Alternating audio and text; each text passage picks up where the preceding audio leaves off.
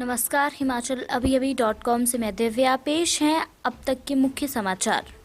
Corona संक्रमित हिमाचल के power minister IGMC के आईसीयू में करने पड़े शिफ्ट। कुल्लू से 2 व बिलासपुर से कोरोना के 3 लोग निकले कोरोना संक्रमित। बीपीएल परिवारों के लिए हिमाचल सरकार ने दी रियायत। सरकारी डिपुओं में अब दालें और रिफाइंड तेल भी मिलेगा सस्ता। दूर होंगी किसानों की समस्याएं। पीएम ने लॉन्च की 1 लाख करोड़ रुपए की वित्त पोषण सुविधा। राजनाथ सिंह ने किया बड़ा ऐलान। रक्षा क्षेत्र के 101 उपकरणों के आयात पर प्रतिबंध। आत्मनिर्भर बनेगा देश। आंध्र के विजयवाड़ा में कोविड सेंटर में लगी भीषण आग, 9 की मौत, कई फंसे। कोरोना मामलों में अब तक की सबसे बड़ी उछाल। 24 घंटों में 64,399 नए केस सामने आए। सुशांत केस में रिया चक्रवर्ती को राहत नहीं, सोमवार को फिर होगी पूछताछ। ईडी ने भेजा समन। बॉलीवुड एक्टर संजय दत्त की तबीयत बिगड़ी, सांस लेने में तकलीफ के चलते लीलावती अस्पताल में हुए भर्ती। अब समाचार विस्तार से। आपके स्वास्थ्य का प्रहरी श्री बालाजी हॉस्पिटल, कांगड़ा, हिमाचल। कोरोना संक्रमित पाए गए जयराम सरकार में पावर मिनिस्टर सुखराम चौधरी को आईजीएमसी शिफ्ट कर दिया गया है। उनको सांस लेने में दिक्कत हो रही थी, इसके चलते उन्हें देर रात शिमला स्थित डीडीयू अस्पताल से आईजीएमसी के आईसीयू में शिफ्ट किया गया है। उनके साथ दोनों बेटियों को भी आईजीएमसी शिफ्ट किया गया है। शनिवार को सुखराम चौधरी की पत्नी, भतीजा और सास के साथ साथ खाद्य एवं आपूर्ति निगम के उपाध्यक्ष बलदेव तोमर भी परिवार सहित संक्रमित पाए गए थे। सुखराम चौधरी की कैबिनेट मंत्री के तौर पर शपथ लेने के बाद उनके सिरमौर में हुए वेलकम के बाद से ही वे संक्रमित पाए गए थे। जिला सिरमौर में शनिवार को रात तक कुल 28 नए मामले कोरोना पॉजिटिव पाए गए हैं। शाम तक कोरोना के 24 मामले सामने आए थे और देर रात 4 नए मामले फिर कोरोना पॉजिटिव मिले। इनमें से 2 नाहन, पांवटा और कालाअंब से एक मामला मिला। सीएमओ डॉक्टर के पराशर ने कहा कि बीते शनिवार को सिरमौर में कुल 28 नए मामले सामने आए हैं। जिला कुल्लू व बिलासपुर में कोरोना के 5 नए मामले सामने आए हैं। इनमें से कुल्लू में 2 और बिलासपुर से 3 संक्रमित हैं। कुल्लू में एक मजदूर और एक महिला की रिपोर्ट पॉजिटिव आई है। दोनों बाहरी राज्यों से जिला में आए थे और उन्हें क्वारंटाइन किया गया था। जब उनका कोरोना सैंपल लिया गया तो दोनों की रिपोर्ट पॉजिटिव पाई गई।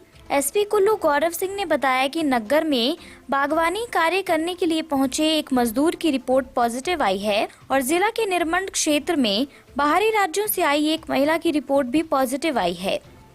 लिहाजा इन 2 मामलों के साथ अब जिला में कुल पॉजिटिव मामलों की संख्या 98 पहुंच गई है, जिनमें 78 एक्टिव मामले हैं।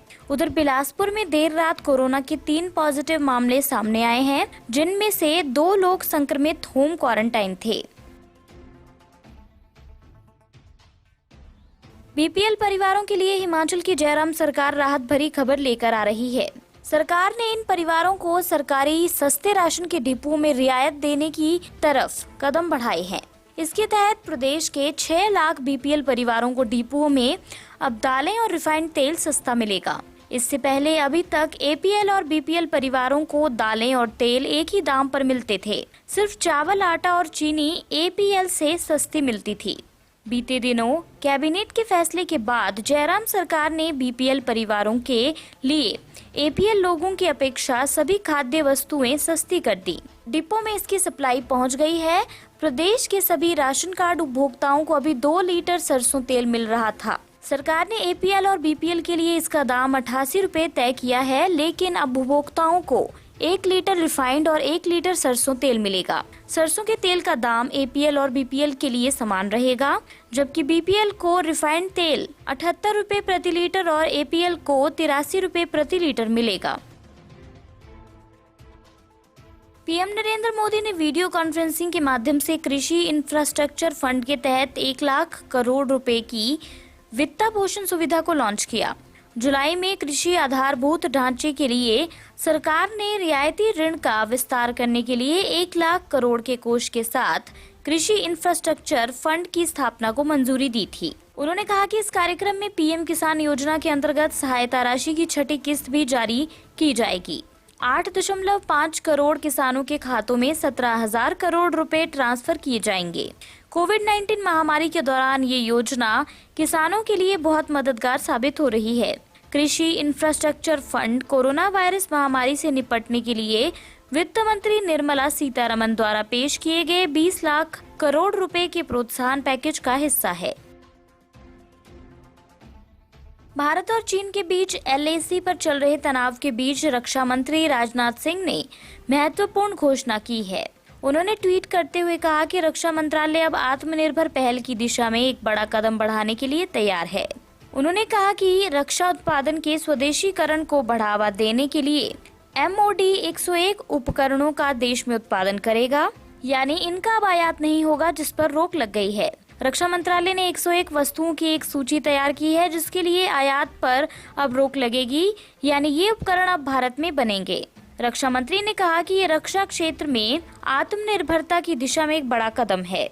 उन्होंने कहा कि ये निर्णय भारतीय रक्षा उद्योग को अपने स्वयं के डिजाइन और विकास क्षमताओं का उपयोग करके या सशस्त्र बलों की आवश्यकताओं को पूरा करने के लिए DRDO द्वारा डिजाइन और विकसित तकनीकों को अपनाकर उपकरणों के निर्माण का एक बड़ा अवसर प्रदान करेगा। अन्य समाचार ब्रेक के बाद। Shri Balaji multi speciality hospital Kangra, जहां आपको एक ही छत के नीचे मिले बेहतरीन चिकित्सा सुविधाएं, cardiology, laparoscopic, general surgery, neurosurgery, orthopaedics, paediatric, radio diagnosis, urology, gastroenterology, ophthalmology, pathology, medicine, anaesthesia और डेंटल जैसी अत्याधुनिक और बेहतरीन चिकित्सा सुविधाएं, 24 घंटे इमरजेंसी सुविधा, 9 बेड के साथ critical care unit, cardiac monitor और डिफिब्रिलेटर्स, सेंट्रल ऑक्सीजन लाइन और वेंटिलेटर सुविधा।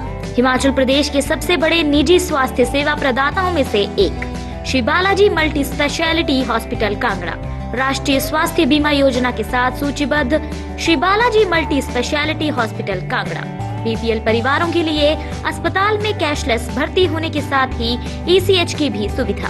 हमारा पता Shri Balaji multi speciality hospital, Balaji Vihar, Ujjain, Kangra. संपर्क करें 9218411108 पर। Shri Balaji multi speciality hospital Kangra.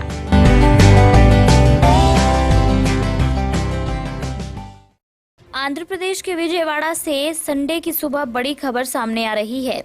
बताया जा रहा है कि वहां के कोविड केयर सेंटर में आग लग गई।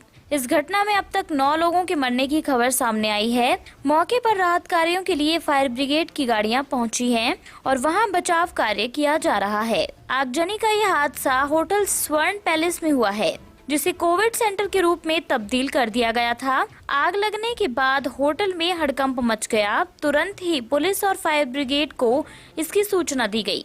मौके पर राहत कार्य चल रहा है। अंदर कुछ और लोगों के फंसे होने की आशंका है। बताया जा रहा है कि अंदर से लगभग 15 लोगों को सुरक्षित बाहर निकाला गया है। वहीं मृतकों की संख्या बढ़ सकती है। कहा जा रहा है कि आग शॉर्ट सर्किट की वजह से लगी है, हालांकि अभी ये साफ नहीं है। PM मोदी ने इस घटना पर दुख जताया है। देश में कोरोना वायरस के कुल मामलों की तादाद 21,53,00,000 से ज्यादा हो चुकी है। देश में अभी कोरोना के 6,28,000 से ज्यादा सक्रिय मामले हैं, जबकि 14.80 लाख मरीज इस घातक वायरस से ठीक हो गए हैं। वहीं इस संक्रमण से मरने वालों की संख्या 43,379 हो गई है। पिछले कुछ दिनों से कोविड-19 के एक दिन में 50,000 से अधिक मामले सामने आ रहे हैं। देश में महाराष्ट्र, तमिलनाडु, आंध्र प्रदेश, कर्नाटक, दिल्ली और उत्तर प्रदेश में सबसे ज्यादा मामले दर्ज हुए हैं। स्वास्थ्य मंत्रालय ने बताया कि देश में पिछले 24 घंटों में 64,399 नए केस आए और 861 मौतें भी हुई हैं। ये एक दिन में कोरोना मामलों में अब तक की सबसे बड़ी उछाल है। Bollywood actor Sushant Singh Rajput suicide case में रिया चक्रवर्ती कानूनी शिकंजे में फंसी हुई हैं। एक्ट्रेस और उनके परिवार का नाम मनी लॉन्ड्रिंग केस में दर्ज है। इसी सिलसिले में परिवर्तन निदेशालय की पूछताछ जारी है। शुक्रवार को लगभग 8 घंटे तक रिया से पूछताछ करने के बाद ईडी ने अब एक बार फिर से उन्हें समन भेजा है। सोमवार को ईडी की टीम फिर से रिया चक्रवर्ती से पैसों के लेन देन को लेकर पूछताछ करेगी। रिया के भाई शोविक चक्रवर्ती से पूछताछ की गई और ईडी ने करीब 18 घंटे तक उनसे सवाल जवाब किए। शुक्रवार को ईडी के साथ हुई पूछताछ में रिया ठीक से जवाब नहीं दे रही थी और किसी भी खर्च पर अपना पक्ष रखने में सक्षम नहीं थी। लाखों में चल रहे अपने खर्चों के बारे में रिया कोई दस्तावेज या सबूत प्रस्तुत करने में विफल रही। जांच एजेंसी रिया के जवाब से संतुष्ट नहीं है, इसलिए अन्य सबूतों के साथ एक्ट्रेस से सोमवार को दोबारा पूछताछ की जाएगी। कोरोना संकट के बीच बॉलीवुड एक्टर संजय दत्त की तबीयत बिगड़ने की खबर है। संजय दत्त को लीलावती अस्पताल में भर्ती किया गया है। बताया जा रहा है कि उनको सांस लेने में तकलीफ महसूस हो रही है। उनका कोरोना टेस्ट भी किया गया, जिसकी रिपोर्ट नेगेटिव आई है। फिलहाल संजय दत्त को नॉन कोविड वार्ड में भर्ती करवाया गया है। सब ठीक रहा तो कल तक उन्हें डिस्चार्ज कर दिया जाएगा। संजय दत्त ने खुद भी ट्विटर पर अपनी हेल्थ को लेकर अपडेट जारी किया है। बता दें, इन दिनों संजय दत्त परिवार से दूर हैं।